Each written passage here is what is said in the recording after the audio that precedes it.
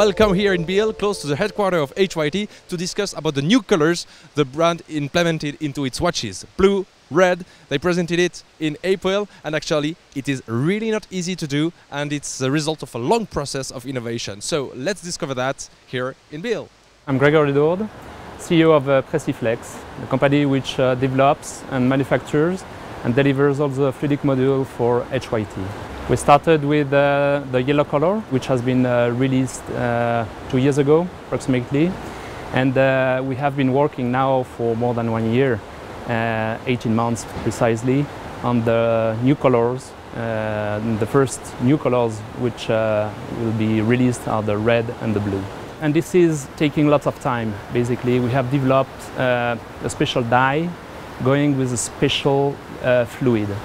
And we have to make sure by developing these two elements that we still have the equilibrium and the non-miscibility of the two fluids. And we have to make sure that the dye is not going from one fluid to the other, otherwise we will have just a decolored solution. You know, it's not just the development of one liquid. You know, every time you develop something in the liquid, you develop a solution of interaction between two liquids and their environments.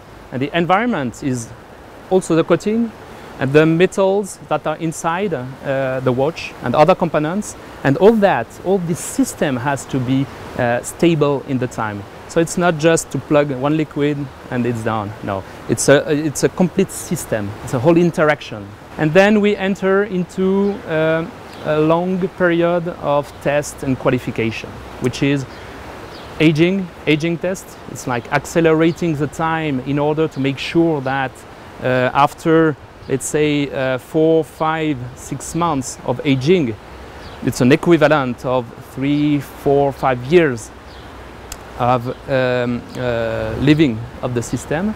It's not as easy as you can do, for example, in the watchmaking, to change the color of the dial. In the fluids, it's much more complicated. We have to select very special and to develop special dyes that have to be very, very stable. Stable means they cannot change of color, of brilliance with the time, and they have to be very, very stable in all their interactions with the different materials that are inside the fluidic module. Basically, I really would like to disclose and to inform you about the composition of the liquid.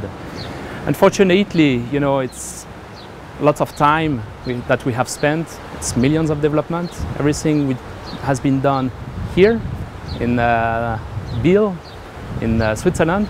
But disclosing this information will give, you know, competitors and everybody the information, and this we cannot say.